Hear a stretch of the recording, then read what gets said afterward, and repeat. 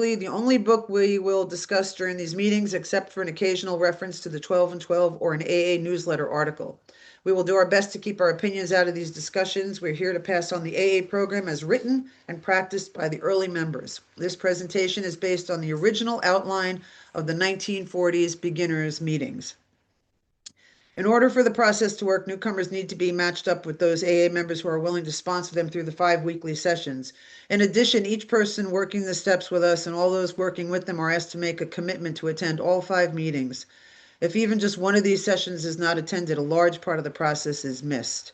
So it asks here for you to have somebody that you can use, whether it's your sponsor or whether it's somebody else on this meeting, maybe somebody knows, you know each other. You can get your email addresses if you want to copy something down. And it's basically, and you can call me too. It's basically just to have somebody to talk to because we're going to do a little bit of work. It's sort of like an example of the steps. And so you're going to want to have a sponsor to work with for these sessions. So you can ask somebody that you can work with your own sponsor, you can call Flossie or me or somebody that you know on the screen. And it's just a nice way to have interaction with somebody who's going through the same thing here. So I'm going to get through some of this because a lot of these are in-person things. Okay. Let's start this session by turning to Roman numeral, and I'll repeat the numbers also. Roman numeral page 13, XIII. And I believe, Floss is going to have to check this for me. I don't know when I first did this if the 4th edition was out. I'm not sure if it's the 3rd or the 4th edition. So Floss, you can maybe follow up and tell me if I'm in the right place, and if I'm not, maybe put it in the chat or break in and let me know. Let's start this session by turning to Roman numeral page 13, XIII. At the top of the page, XIII, in the forward to the 1st edition, we read, "We of Alcoholics Anonymous are more than 100 men and women who have recovered from a seemingly hopeless state of mind and body. To show other alcoholics precisely how we have recovered is the main purpose of this book. For them, we hope these pages will prove so convincing that no further authentication will be necessary. We think this account of our experiences will help everyone to better understand the alcoholic. Many do not comprehend that the alcoholic is a very sick person. And besides, we are sure that our way of living has its advantages for all. With all the many different fellowships in the world today that use the 12-step format, the last line certainly has come true.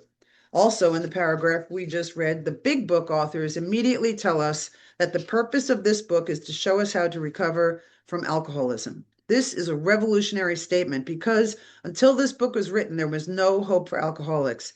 Now, anyone who is willing to follow the directions they have provided can recover.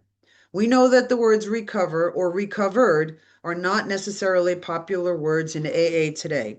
However, these words are used throughout our literature. For a new person in AA, and perhaps for those who do not know, what does the word recovered mean? Medically speaking, the word recovered means that the symptoms of the disease has been removed, and the word cured means that the disease has been removed. So Bill Wilson is using the correct word here. We are not cured of the disease of alcoholism, but we can be recovered from all of its symptoms. The Big Book also gives what can be considered as our definition for the word recovered, beginning at the bottom of page 84. What I'm about to read are the results of working the first 10 steps, otherwise known as the 10th step promises. The bottom of page 84 gives a description of recovered as, "And we have ceased fighting anything or anyone, even alcohol. For by this time sanity, which means seeing the truth about the first drink, will have returned. We will seldom be interested in liquor. If tempted, we recoil from it as from a hot flame. We react sanely and normally, and we will find that this has happened automatically. We will see that our new attitude toward liquor has been given us without any thought or effort on our part. It just comes. That is the miracle of it. We are not fighting it, neither are we avoiding temptation. We feel as though we had been placed in a position of neutrality, safe and protected. We have not even sworn off. Instead, the problem has been removed. It does not exist for us. We are neither cocky nor are we afraid. This is our experience." And now here's a warning. That is how we react so long as, or if, we keep in fit spiritual condition. Please now turn back to the beginning of the book, Roman numeral page 20 or XX. This is from the foreword to the second edition and was written in 1955, 16 years after the big book was published. 5 lines down from the top of page XX, it says, of alcoholics who came to AA and really tried, 50% got sober at once and remained that way. 25% sobered up after some relapses, and among the remainder, those who stayed on with AA showed improvement. Remember that this was written 20 years after AA began. This is saying that all those who came to AA and went through this process, 75% eventually got sober. And let us remember that this is long before there were a lot of meetings, so it was impossible for people to get sober on the fellowship. They needed to get sober on the program.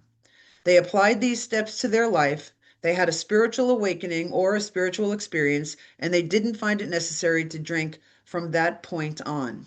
Maybe after these next 5 weeks, we can apply these same principles to our life, get the same results, and carry this simple little message into our fellowship. And then maybe AA as a whole will again have a 75% rate of recovery like they did back then. Let's begin with our discussion about step 1. Step 1, we admitted we were powerless over alcohol, that our lives had become unmanageable. Surrender is essential in order to recover from alcoholism. The big book devotes 51 pages to the first part of the surrender process, which is to admit we have a problem that we cannot help ourselves with. The authors begin by describing the physical, mental, and spiritual symptoms of alcoholism. Later, they ask us to acknowledge that we are alcoholics or Al-Anons. Before we can do this, we need to know what the difference is between an alcoholic and a non-alcoholic. Much of the section called The Doctor's Opinion is based on 2 letters written by Dr. William D. Silkworth, a physician at Towns Hospital in New York City. In the late 1930s, very little was known about alcoholism, but what Dr. Silkworth wrote then is still relevant today. Please turn to Roman numeral page 5, or V. You will need to know what edition of the big book you have, and this is where the table of contents at the beginning of the book can be found. On Roman numeral page 5, or V, you will find the beginning of the book's chapters names. It begins with the preface and the first few forewords, followed by the doctor's opinion. If your book contains a foreword to the 4th edition, then you have a 4th edition big book. If your book does not have a foreword to the 4th edition, then you have a 3rd edition big book. This is important to know as we go through tonight's sessions. So, okay, good. Then it was written with the 4th edition in mind. Please turn to Roman numeral page 23, XXIII, in the 3rd edition of the big book, or page 25, XXV, in the 4th edition. Dr. Silkworth describes how Bill Wilson, one of the co-founders of AA, recovered from alcoholism. Bill had once been a well-respected Wall Street stock analyst, but he had lost everything due to his drinking. Page XXIII in the 3rd edition, or XXV in the 4th edition, middle of the page. In late 1934, I attended a patient who, though he had been a competent businessman of good earning capacity, was an alcoholic of a type I had come to regard as hopeless. In the course of his 3rd treatment, he acquired certain ideas concerning a possible means of recovery. As part of his rehabilitation, he commenced to present his conceptions to other alcoholics, impressing upon them they must do likewise with still others. This has become the basis of a rapidly growing fellowship of these men and their families. This man and over 100 others appear to have recovered. I personally know scores of cases who were of the type with whom other methods had failed completely. For several years prior to 1934, Dr. Silkworth had been treating alcoholics at Towns Hospital with very little success. Then, during his 3rd trip to the hospital, Bill Wilson discovered the spiritual solution to alcoholism, which he helped develop into the AA program. One of the things Bill learned while in Towns Hospital was that he had to work with other alcoholics in order to stay sober himself. He also learned that alcoholism was a physical and a mental illness, which only a spiritual experience would conquer. On Roman numeral page 24, XXIV, in the third edition, or 26, XXVI, in the fourth edition, the authors confirm that Dr. Silkworth was well aware of the physical aspects of alcoholism. Page XXIV or XXVI in the fourth edition. About a quarter of the way down the page, it says the following. The physician who, at our request, gave us this letter has been kind enough to enlarge upon his views in another statement which follows. In this statement, he confirms what we who have suffered alcoholic torture must believe, that the body of the alcoholic is quite as abnormal as his mind. It did not satisfy us to be told that we could not control our drinking just because we were maladjusted to life, that we were in full flight from reality, or were outright mental defectives. These things were true to some extent, in fact, to a considerable extent with some of us, but we are sure that our bodies were sickened as well. In our belief, any picture of the alcoholic which leaves out this physical factor is incomplete. The doctor's theory that we have an allergy to alcohol interests us. As laymen, our opinion as to its soundness may, of course, mean little, but as ex-problem drinkers, we can say that his explanation makes good sense. It explains many things for which we cannot otherwise account. So please notice the word allergy at the beginning of this last paragraph which we just read. This word can be misunderstood since the only experience most of us have with allergies is that some substance brings about watery eyes, a rash, sneezing, swelling, or some other physical reaction. For almost all of us, these kinds of reactions to drinking alcohol did not happen. So what is Dr. Silkworth talking about? The definition for the word allergy is an abnormal reaction to any food, liquid, or substance. So let's take a look at a normal reaction to alcohol. Alcohol is a poison. The normal reaction to alcohol is to have one or two drinks and not go any further. But our reaction is much different. We have one or two drinks just to get started. Once an alcoholic starts drinking, because of the unique way it's processed in their body, we set off a craving where we want more alcohol. This is an allergy or abnormal reaction to alcohol because about 9 out of 10 people don't get that once they start drinking. So an alcoholic cannot safely predict how much they are going to drink, and a non-alcoholic can always predict how much they are going to drink.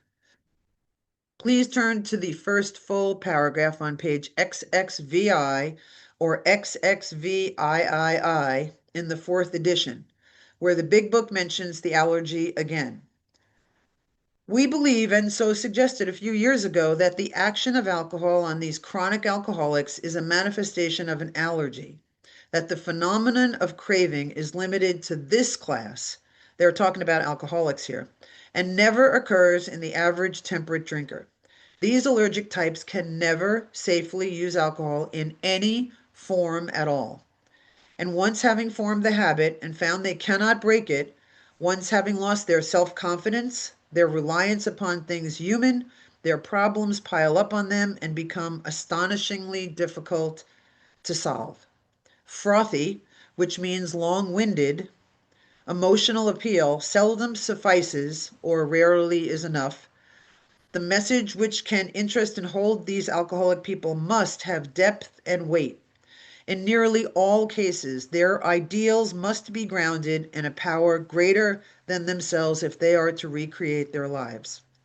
Toward the bottom of Roman numeral page 28, XXVIII in the third edition, or Roman numeral page 30, XXX in the fourth edition. Dr. Silkworth tells us that because of this abnormal reaction, we must refrain from drinking. Page XXVIII in the third edition or XXX in the fourth edition. Last full paragraph. All of these, they are talking about different types of alcoholics here, and many others have one symptom in common. They cannot start drinking without developing the phenomenon of craving. This phenomenon, as we have suggested, may be the manifestation of an allergy which differentiates these people and sets them apart as a distinct entity. It has never been, by any treatment with we are familiar, permanently eradicated, which means removed. The only relief we have to suggest is entire abstinence. So much for alcoholics ever becoming moderate drinkers again. Abstinence might work if alcoholism was only a physical illness, but Dr. Silkworth found that alcoholism has a mental component as well. In addition to the abnormal physical reaction, we also have a mental obsession. Our mind does not tell us that what we are about to do is harmful, even as alcohol is bringing us closer and closer to death. No matter how much we may want to stop, if we do not seek a spiritual solution sooner or later, we will return to drinking. Dr. Silkworth describes this mental obsession in his letter on Roman numeral page 26, XXVI or XXVIII in the fourth edition. Please keep in mind that Dr. Silkworth is talking about alcoholics here when he writes at the bottom of the page XXVI or XXVIII in the fourth edition. Men and women drink essentially because they like the effect produced by alcohol. The sensation is so elusive that while they admit it is injurious, they cannot, after a time, differentiate the true from the false. To them, their alcoholic life seems the only normal one. They are restless, irritable, and discontented, unless they can again experience the sense of ease and comfort which comes at once by taking a few drinks. Drinks which they see others taking with impunity, which means freedom from problems.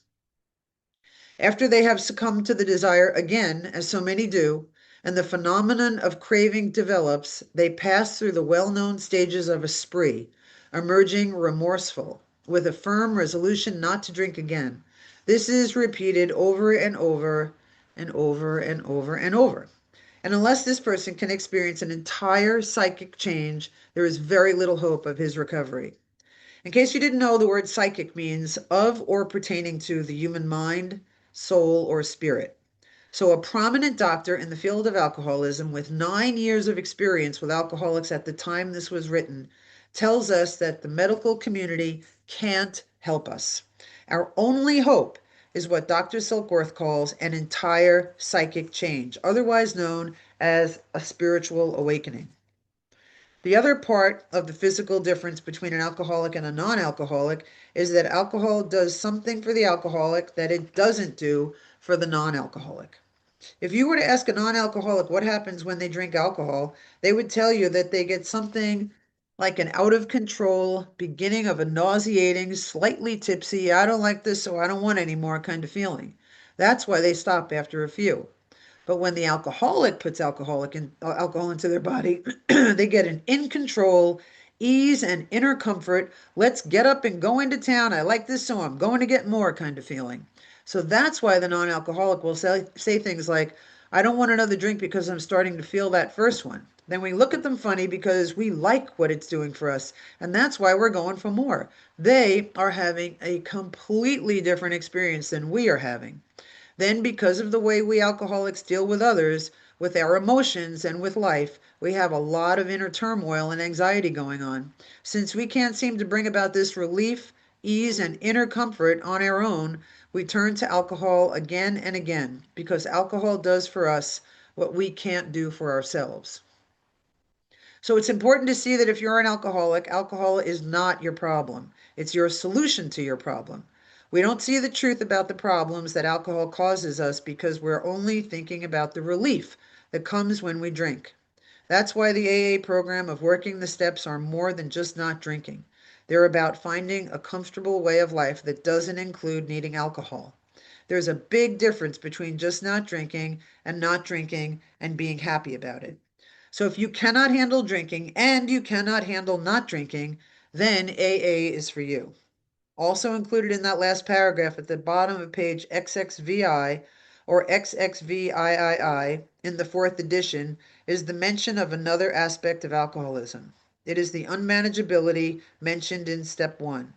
It is sometimes called the spiritual malady or untreated alcoholism. or the mental state that precedes the first drink, or the root of our problem. The spiritual malady or spiritual illness, which is the result of being spiritually blocked off by self centered fear, exists for us as long as we are not seeking and growing toward a spiritual solution, whether we are drinking or not. The big book gives us many descriptions of the inner condition that occurs if an alcoholic does not deal with this spiritual malady. Dr. Silkworth just described their inner state as being restless, which means having anxiety and a sense that something, quote unquote, something is missing. Irritable, which means easily annoyed, and discontented, which means never satisfied. Here are a few more references in the big book that describe how this spiritual malady looks and how it feels. In chapter 3, called More About Alcoholism, the big book describes it as nervousness, anger, worry, depression, jealousy, or the like. The next chapter, We Agnostics, also describes the inner unmanageability as having trouble with personal relationships, not being able to control their emotional natures, being a prey to misery and depression, not being able to make a living, which includes not being able to make a successful life, having a feeling of uselessness, being full of fear, being unhappy, and not seeming to be of real help to other people. The sixth chapter, Into Action, refers to the spiritual malady in this way. More than most people, the alcoholic leads double life. He is very much the actor.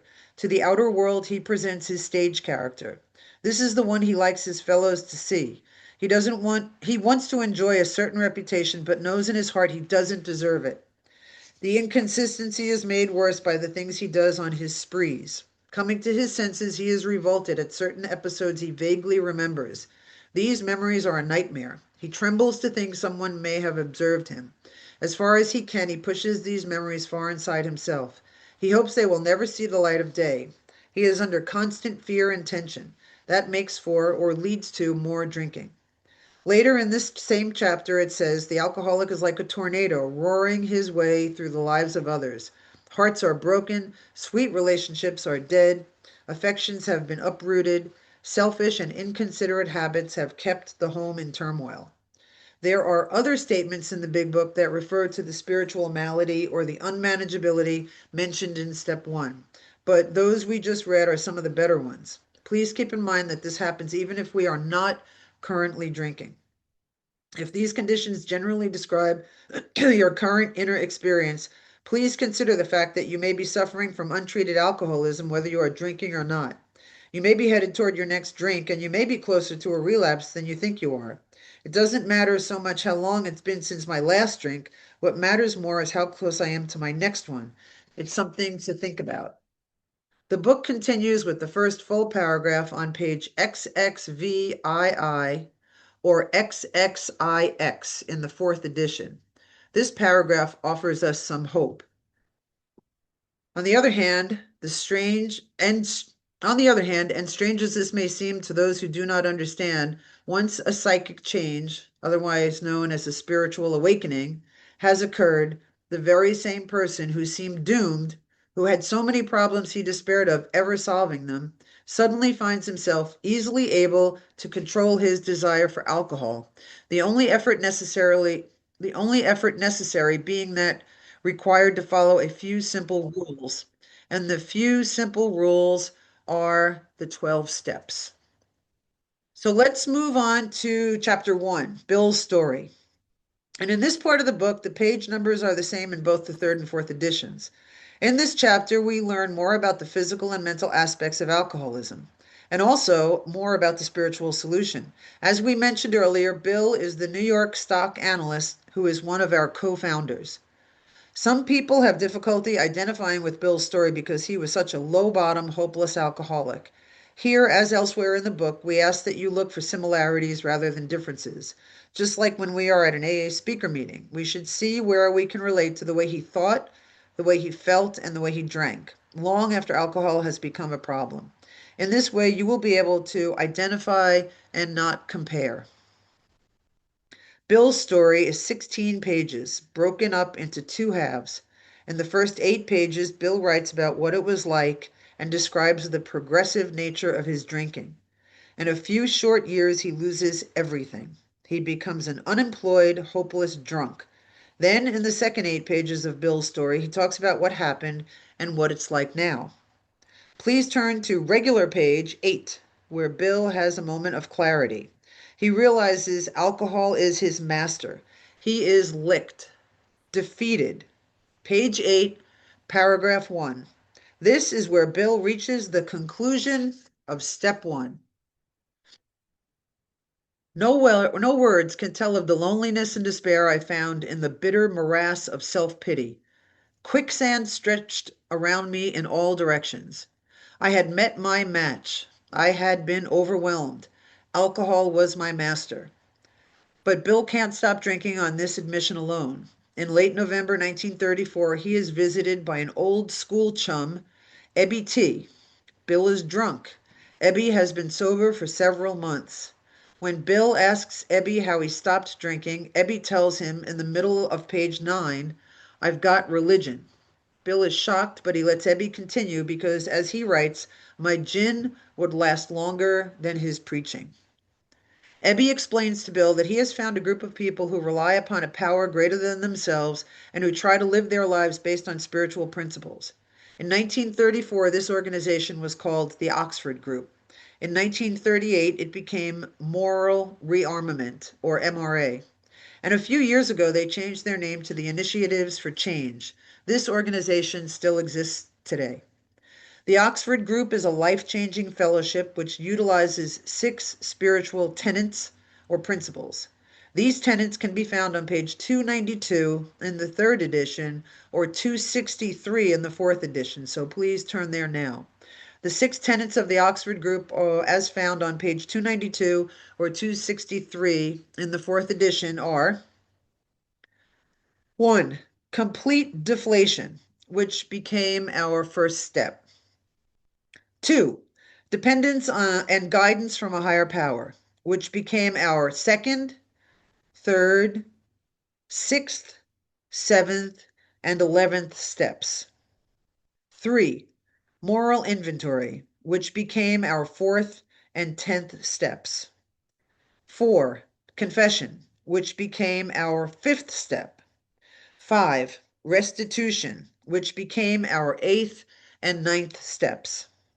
6. Continued work with others, which became our 12th step.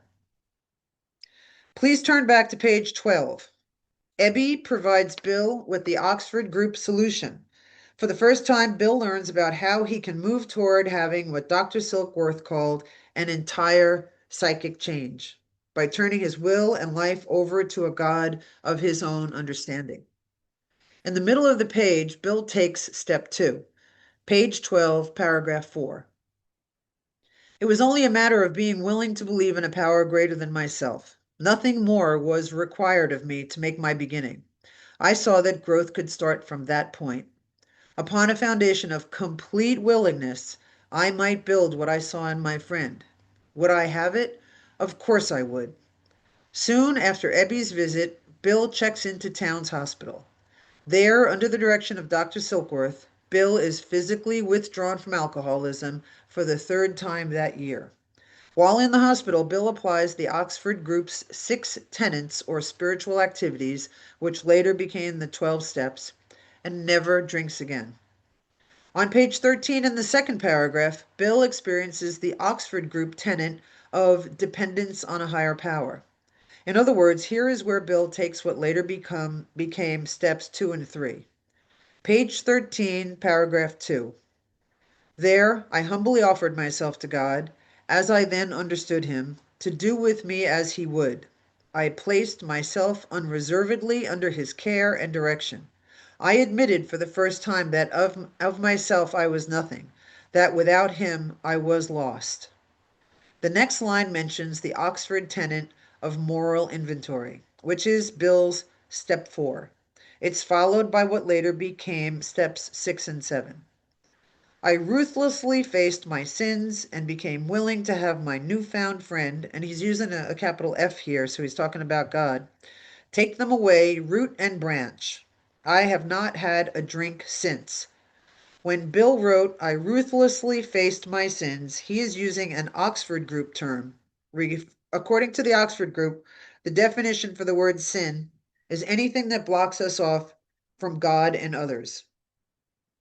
Bill then works the tenet of confession and becomes willing to go through with the tenet of restitution. These actions later became steps 5, 8, and 9.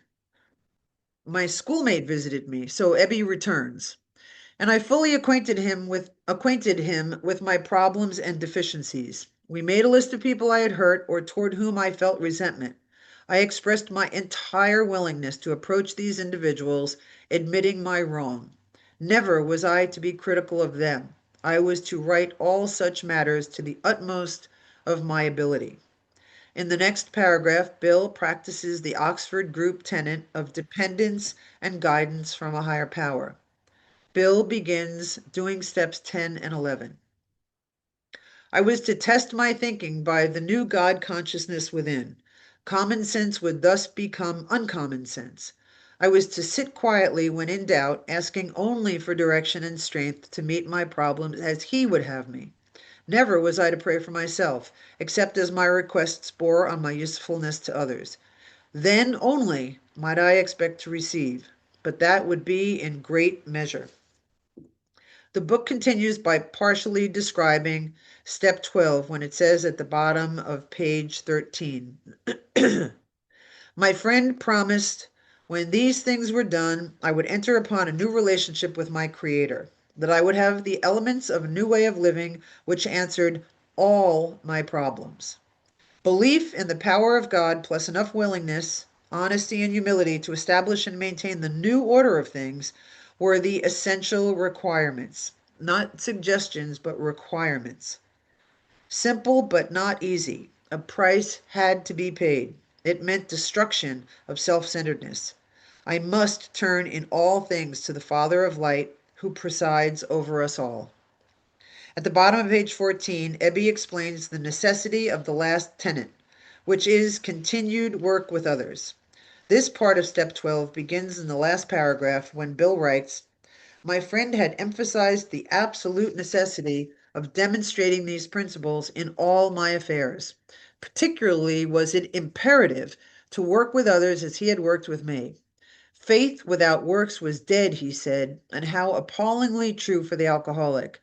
Now, this next line might be one of the most important lines in this whole book, so please notice what it says. For if an alcoholic failed to perfect and enlarge his spiritual life through work and self-sacrifice for others, he could not survive the certain trials and low spots ahead. If he did not work, he would surely drink again, and if he drank, he would surely die.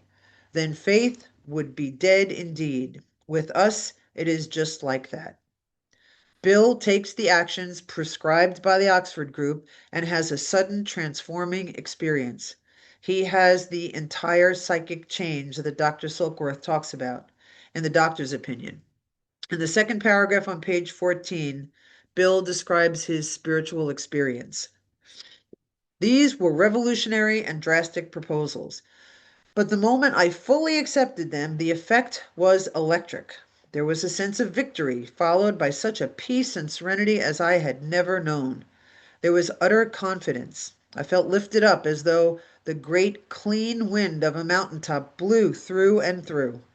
God comes to most men gradually, but his impact on me was sudden and profound. Bill's life is drastically changed. He never drinks alcohol again as the result of taking certain actions. Please turn to page 17. This is the beginning of the next chapter called There is a Solution. At the bottom of the second paragraph on page 17, it says the following. The feeling of having shared in a common peril is one element in the powerful cement which binds us, but that in itself would never have held us together as we are now joined. The tremendous fact for every one of us is that we have discovered a common solution. We have a way out on which we can absolutely agree, and upon which we can join in brotherly and harmonious action. This is the great news this book carries to those who suffer from alcoholism. Where we get the feeling of having shared in the common peril is in the fellowship of AA. But the book is warning us that getting involved in just the fellowship is not enough. There are two parts to AA's solution to alcoholism, the fellowship and the program, which are the 12 steps, and we need to be involved in both parts. Please turn to the next page. On page 18, in the fourth paragraph, it says the following.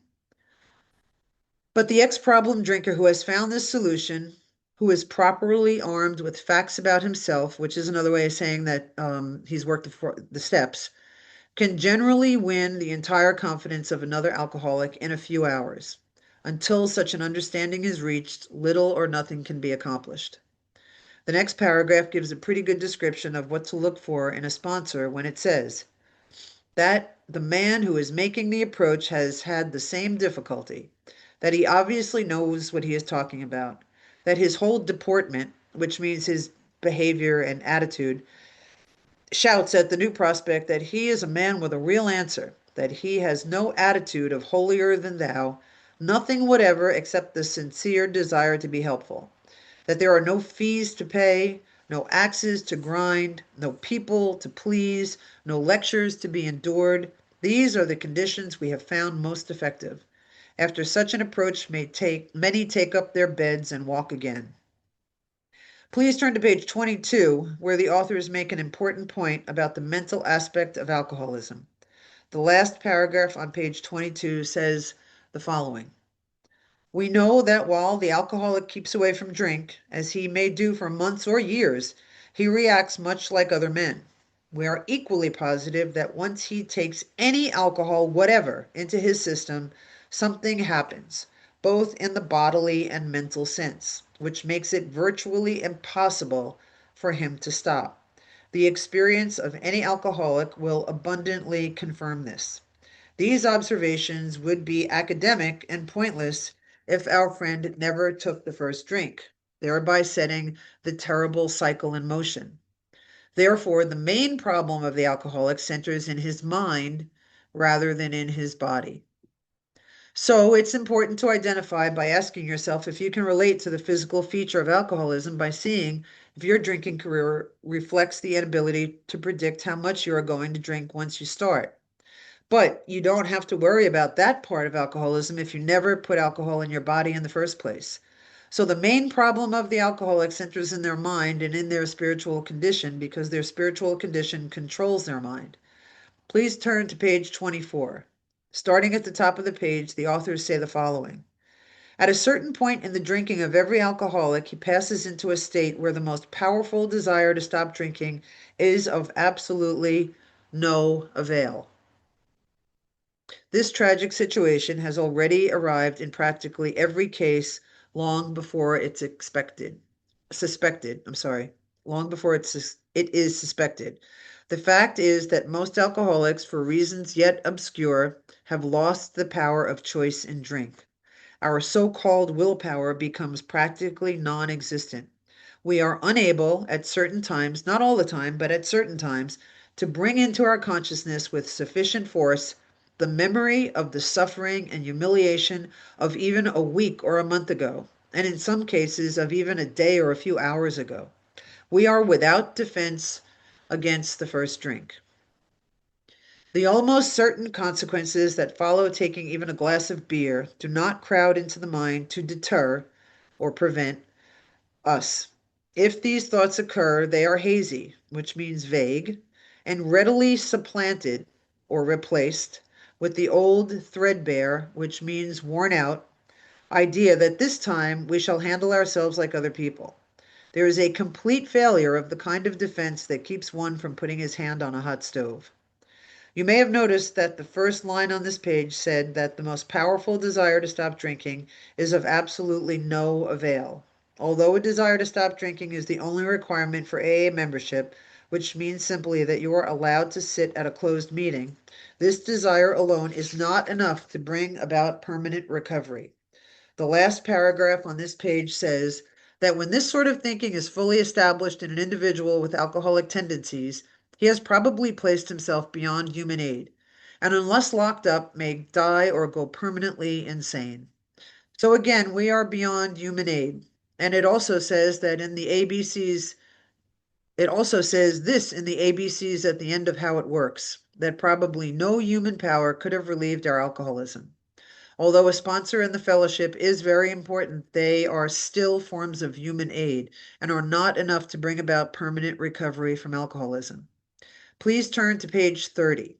The Big Book authors give us more about how the mental obsession kills so many of us. Starting at the top of page 30, it says, most of us have been unwilling to admit we were real alcoholics. No person likes to think he is bodily and mentally different from his fellows. Therefore, it is not surprising that our drinking careers have been characterized by countless vain attempts to prove we could drink like other people.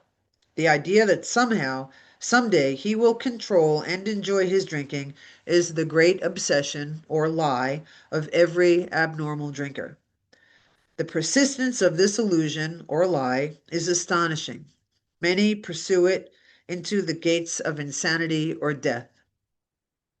It's almost humorous that the Big Book says the idea that someday he will control and enjoy his drinking is the great obsession.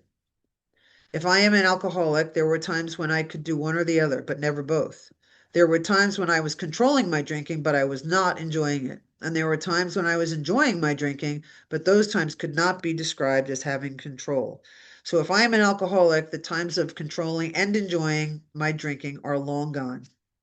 They further emphasize the mental obsession, starting on page 34 and continuing through the end of the chapter, by stating again and again that no matter how strong our willpower or our conviction, at certain times we are unable to stay away from the first drink.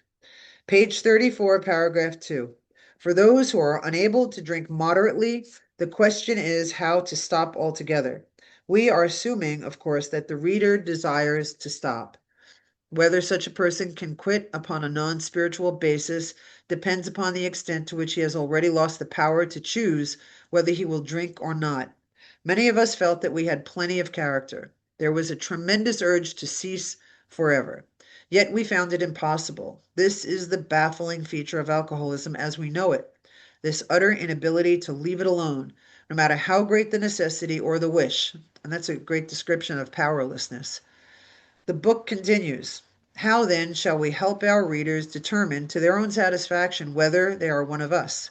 The experiment of quitting for a period of time will be helpful, but we think we can render an even greater service to alcoholic sufferers and perhaps to the medical fraternity. So we shall describe some of the mental states that precede a relapse into drinking, for obviously this is the crux, or the most important point, of the problem. Please keep this statement in mind as we go through the rest of this chapter. The examples given in the next few pages are there to show the mental state prior to drinking. And the book continues. Hold on, I'll get a tissue here. The book continues. What sort of thinking dominates an alcoholic who repeats time after time the desperate experiment of the first drink? Friends who have reasoned with him after a spree which has brought him to the point of divorce or bankruptcy are mystified when he walks directly into a saloon. Why does he? Of what is he thinking? Our first example is a friend we shall call Jim. This man has a charming wife and family. He inherited a lucrative automobile agency. He had a commendable World War record. He is a good salesman. Everybody likes him. He is an intelligent man, normal so far as we can see, except for a nervous disposition. He did no drinking until he was 35. In a few years, he became so violent when intoxicated that he had to be committed. On leaving the asylum, he came into contact with us. We told him what we know of alcoholism. Then they told him about step one, the physical allergy or craving for more once we take a drink, and the mental obsession that ensures that we'll return to drinking even when we stop. And the answer we had found, they told him about steps 2 and through 12. He made a beginning, so he started working only some of the steps. His family was reassembled, and he began to work as a salesman for the business he had lost through drinking. All went well for a time, but he failed to enlarge his spiritual life. And the way we enlarge our spiritual lives is by continued work with all the steps on a daily basis, going to meetings and helping others. The Big Book says that the third step is only a beginning. So the gentleman in this story probably did the first three steps, but then did not go on with the rest of the program. Also, it has been said that every member of AA who has ever relapsed did so because of that last sentence. They failed to enlarge their spiritual life. So please stay aware of this as time passes in your own recovery. The book continues. To his consternation, he found himself drunk half a dozen times in rapid succession. On each of these occasions, we worked with him, reviewing carefully what had happened. He agreed that he was a real alcoholic and in serious condition. He knew he faced another trip to the asylum if he kept on. Moreover, he would lose his family for whom he had deep affection. Yet he got drunk again. We asked him to tell us exactly what I'm sorry, we asked him to tell us exactly how it happened. This is his story. I came to work on Tuesday morning. I remember I felt irritated that I had to be a salesman for a concern I once owned. I had a few words with the boss, but nothing serious. Then I decided to drive into the country and see one of my prospects for a car. On the way, I felt hungry, so I stopped at a roadside place where they have a bar. I had no intention of drinking. I just thought I would get a sandwich. I also had the notion that I might find a customer for a car at this place, which was familiar, for I had been going to it for years. I had eaten there many times during the months I was sober. I sat down at a table and ordered a sandwich and a glass of milk. Still no thought of drinking. I ordered another sandwich and decided to have another glass of milk. Now, please pay attention here because curly writing means it must be important. Suddenly, the thought crossed my mind that if I were to put an ounce of whiskey in my milk, it couldn't hurt me on a full stomach. I ordered a whiskey and poured it into the milk. I vaguely sensed I was not being any too smart, but felt reassured as I was taking the whiskey on a full stomach. The experiment went so well that I ordered another whiskey and poured it into more milk. That didn't seem to bother me, so I tried another, thus starting one more journey to the asylum for Jim. Here was the threat of commitment, the loss of family and position, to say nothing of that intense mental and physical suffering which drinking always caused him. He had much knowledge about himself as an alcoholic, yet all reasons for not drinking were easily pushed aside in favor of the foolish idea or the lie he could take whiskey if only he mixed it with milk. Whatever the precise definition of the word may be, we call this plain insanity. How can such a lack of proportion of the ability to think straight be called anything else? You may think this is an extreme case. To us, it is not far-fetched, for this kind of thinking has become characteristic of every single one of us. We have sometimes reflected more than Jim did upon the consequences, but there was always the curious mental phenomenon that parallel with our sound reasoning, there inevitably ran some insanely trivial excuse for taking the first drink. Our sound reasoning failed to hold us in check. The insane idea won out. Next day, we would ask ourselves, in all earnestness and sincerity, how could it have happened? In some circumstances, we have gone out deliberately to get drunk, feeling ourselves justified by nervousness, anger, worry, depression, jealousy, or the like. But even in this type of beginning, we are obliged to admit that our justification for a spree was insanely insufficient in the light of what always happened. We now see that when we began to drink deliberately instead of casually, there was little serious or effective thought during the period of premeditation of what the terrific consequences might be. Let's go back to the top of the page and notice some of the ways the book describes the mental obsession. In the first line, they call it the foolish idea. The fourth line down, it's called plain insanity. Then a few words later, lack of proportion of the ability to think straight. 6 lines later, the curious mental phenomenon. 2 lines after that, some insanely trivial excuse. 2 lines later, the insane idea. 7 lines after that, our justification for a spree was insanely insufficient. And then 2 lines later, there was little serious or effective thought during the period of premeditation of what the terrific consequences might be. This is another example of how Bill Wilson likes using different words that all mean the same thing. The book continues at the bottom of page 37. Our behavior is as absurd and incomprehensible with respect to the first drink as that of an individual with a passion, say, for jaywalking. He gets a thrill out of skipping in front of fast-moving vehicles. He enjoys himself for a few years in spite of friendly warnings. Up to this point, you would label him as a foolish chap having queer ideas of fun. Luck then deserts him and he is slightly injured several times in succession. You would expect him, if he were normal, to cut it out. Presently, he is hit again, and this time he has a fractured skull. Within a week after leaving the hospital, a fast moving trolley car breaks his arm. He tells you he has decided to stop jaywalking for good, but in a few weeks he breaks both legs. On through the years, this conduct continues, accompanied by his continual promises to be careful or keep off the streets altogether. Finally, he can no longer work. His wife gets a divorce, and he is held up to ridicule. He tries every known means to get the jaywalking idea out of his head. He shuts himself up in an asylum, hoping to mend his ways. But the day he comes out, he races in front of a fire engine, which breaks his back. Such a man would be crazy, wouldn't he? You may think our illustration is too ridiculous, but is it?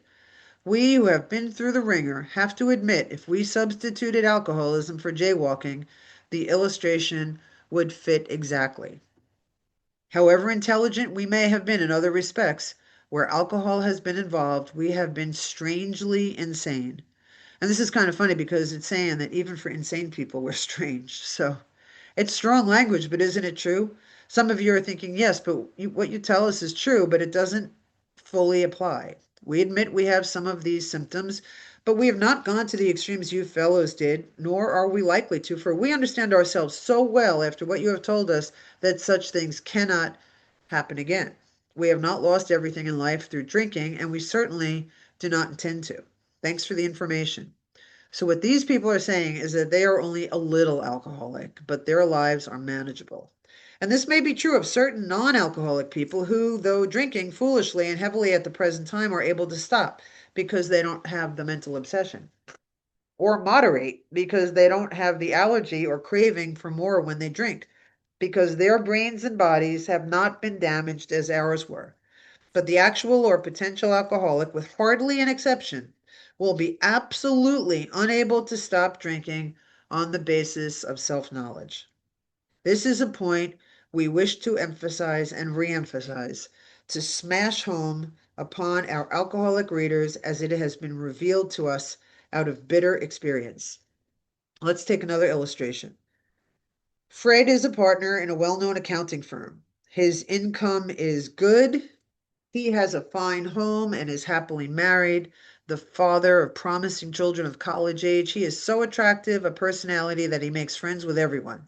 If ever there was a successful businessman, it is Fred. To all appearances, he is a stable, well-balanced individual. Yet, he is an alcoholic. We first saw Fred about a year ago in a hospital where he had gone to recover from a bad case of jitters. It was his first experience of this kind, and he was much ashamed of it. Far from admitting he was an alcoholic, he told himself he came to the hospital to rest his nerves. You know how it is. Detoxes and rehabs are filled with nerve resters. The doctor intimated or suggested strongly that he might be worse than he realized. For a few days he was depressed about his condition. He made up his mind, so he's using his willpower here, to quit drinking altogether. It never occurred to him that perhaps he could not do so. In spite of his character and standing, Fred would not believe himself an alcoholic. So that means he never took step one. So there's no needs for steps 2 through 12. We told him about alcoholism. Notice the 12-step work they did back then. Again, they told him about the mental obsession and they told him about the allergy. He was interested and conceded that he had some of the symptoms, but he was a long way from admitting that he could do nothing about it himself. He was positive that this humiliating experience, plus the knowledge he had acquired, would keep him sober for the rest of his life. Self-knowledge would fix it. We heard no more of Fred for a while. One day we were told that he was back in the hospital. This time he was quite shaky. He soon indicated he was anxious to see us. The story he told us is most instructive, for here was a chap absolutely convinced he had to stop drinking, who had no excuse for drinking, who exhibited splendid judgment and determination in all his other concerns, yet he was flat on his back nevertheless. Let him tell you about it. I was much impressed with what you fellows said about alcoholism, but I frankly did not believe it would be possible for me to drink again.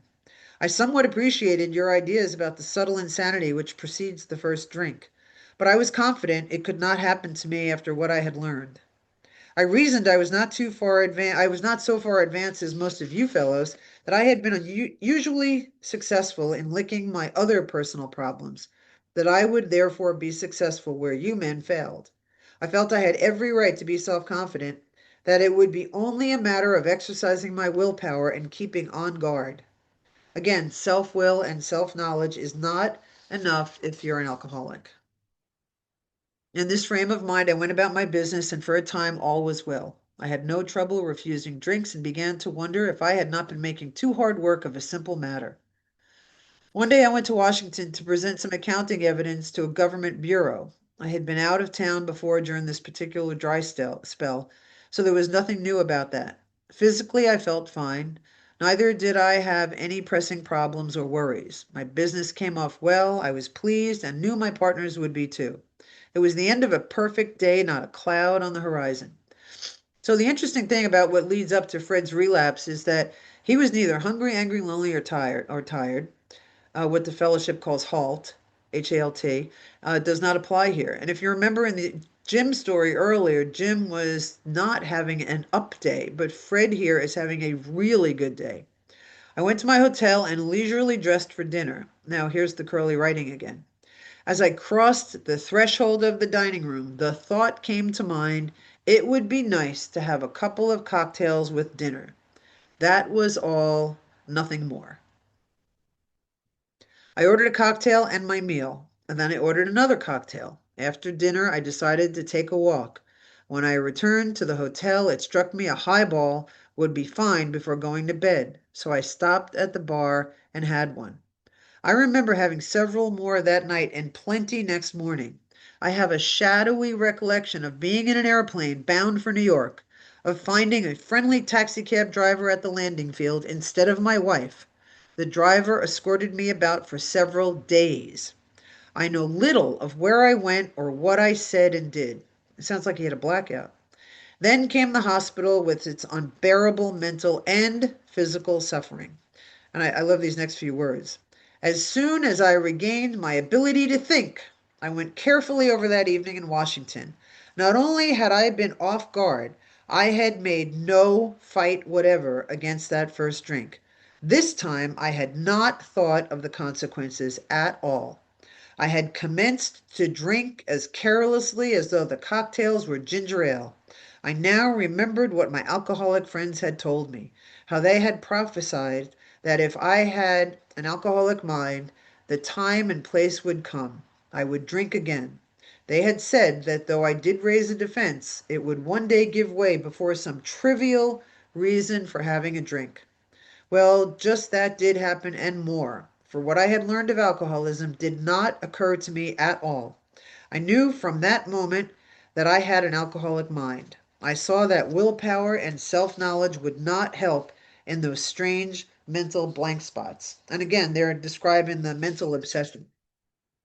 I had never been able to understand people who said that a problem had them hopelessly defeated. I knew then it was a crushing blow. Notice the 12th step work here again. Two of the members of Alcoholics Anonymous came to see me. They grinned, which I didn't like so much, and then asked me if I thought myself alcoholic and if I were really licked this time. I had to concede both propositions, so he finally takes step one. They piled on me heaps of medical evidence to the effect that an alcoholic mentality such as I had exhibited in Washington was a hopeless condition. They cited cases out of their own experience by the dozen. This process snuffed out the last flicker of conviction that I could do the job myself. Then they outlined the spiritual answer and program of action which 100 of them had followed successfully. Though I had been only a nominal churchman, their proposals were not intellectually hard to swallow. So that's his description of taken step two. But the program of action, though entirely sensible, was pretty drastic. It meant I would have to throw several lifelong conceptions out of the window. And that was not easy. But the moment I made up my mind to go through with this process, and otherwise known as step three, I had the curious feeling that my alcoholic condition was relieved, as in fact it proved to be. Quite as important was the discovery that spiritual principles would solve all my problems. I have since been brought into a way of living infinitely more satisfying, and I hope more useful than the life I lived before. My old manner of life was by no means a bad one, but I would not exchange its best moments for the worst I have now. I would not go back to it even if I could. And the only way he could have experienced all that is by working steps 4 through 12. Fred's story speaks for itself. We hope it strikes home to thousands like him. He had felt only the first nip of the ringer. Most alcoholics have to be pretty badly mangled before they really commence to solve their problems. Many doctors and psychiatrists agree with our conclusions.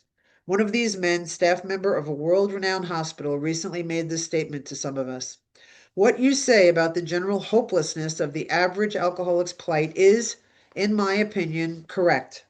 As to two of you men whose stories I have heard, there is no doubt in my mind that you are 100% hopeless apart from divine help.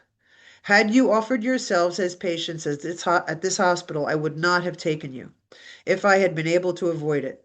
People like you are too heartbreaking. Though not a religious person, I have profound respect for the spiritual approach in such cases as yours. For most cases, there is virtually no other solution.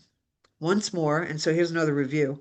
The alcoholic at certain times, not all the time, but at certain times, has no effective mental defense against the first drink, except in a few rare cases. Neither he nor any other human being can provide such a defense. His defense must come from a higher power. So now you've been given a few examples of the fact that because of the way we selfishly perceive our and live our life, we create a spiritually blocked off condition for ourselves where we need to seek relief or escape from the inner turmoil, discomfort, or unmanageability. Our mind then remembers that drinking alcohol brings about the ease and comfort we seek, but conveniently forgets about the trouble alcohol has caused us. When we take the first drink, we then trigger the physical craving for more and more alcohol. We have a spiritual malady, an obsession of the mind, and an abnormal reaction of the body or an allergy to alcohol. This dooms us to an alcoholic death, spiritually, mentally, and even sometimes physically. There is additional material within these 51 pages from the doctor's opinion through to the end of chapter 3 called More About Alcoholism that further explains the physical, mental, and spiritual aspects of alcoholism and how our lives can become unmanageable whether we are drinking or not. If you need more proof, please read on. All we've done is provide you with some of the highlights. However, we hope we've shown you enough for you to proceed. And by way of a review, let me describe what the Big Book says about step 1 and what differentiates an alcoholic physically, mentally, and spiritually from a non-alcoholic. Physically, the alcoholic has an allergy or an abnormal reaction to alcohol. This abnormal reaction to alcohol is a craving for more alcohol once we take a few drinks.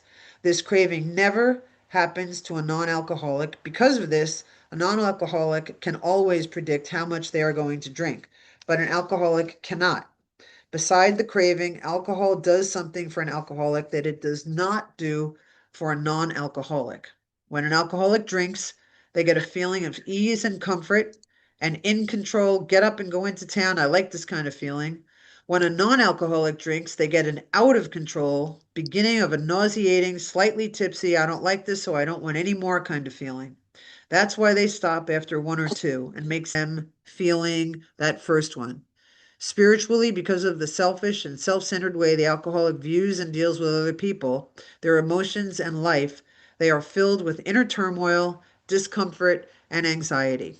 Since alcohol is the only thing that we have experienced which brings relief from this inner unmanageability, we turn to alcohol again and again, even though it has caused problems for us in the past. We don't see what alcohol is doing to us. We only think about what alcohol is going to do for us, which describes the alcoholic's mental obsession.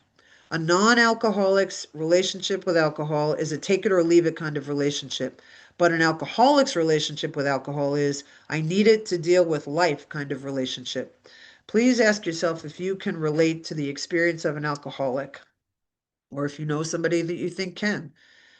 Also, in the middle of the first paragraph on page 44, the Big Book makes a few statements that can be used to review the information about step one and the direction we need to move in. In the middle of the first paragraph on page 44, it says the following. If, when you honestly want to, you find you cannot quit entirely, which describes the mental and spiritual part of alcoholism, or if, when drinking, you have little control over the amount you take, which describes the physical part of alcoholism, you are probably alcoholic. If that be the case, you may be suffering from an illness which only a spiritual experience will conquer. Now it's time for each of us to start our personal journey toward that spiritual experience which will change our lives. Let's see who is ready to take the first step. Step one, we admitted we were powerless over alcohol, that our lives had become unmanageable. The Big Book authors tell us exactly what we have to do by providing us with two statements that can be turned into questions. The first one can be found in the middle of page 30. We learned that we had to fully concede or admit to our innermost selves that we were alcoholics. This is the first step in recovery. The delusion or lie that we are like other people, or presently may be, has to be smashed. In order to smash the delusion or lie that we're not alcoholics, we are going to ask each of you to answer a simple question. Are you ready to concede or admit to your innermost self that you are powerless over alcohol? In other words, are you an alcoholic or powerless over alcohol as an Al-Anon? And all that's required is to say a yes or a no answer. So I'm going to ask just a nodding or a thumbs up or something. Just go through anybody who wants to say if this makes sense to you and you feel like you're powerless over alcohol. Yeah. So that is step one. And if you're not convinced you are alcoholic or that your life is unmanageable, please let us know at the end of this session. And your sponsor or spiritual advisor is willing to spend time with you this week to discuss your reservations. You may not be an alcoholic. We want to give you every opportunity to comprehend the devastating consequences of this terrible affliction and help you identify if you're an alcoholic or an Al-Anon.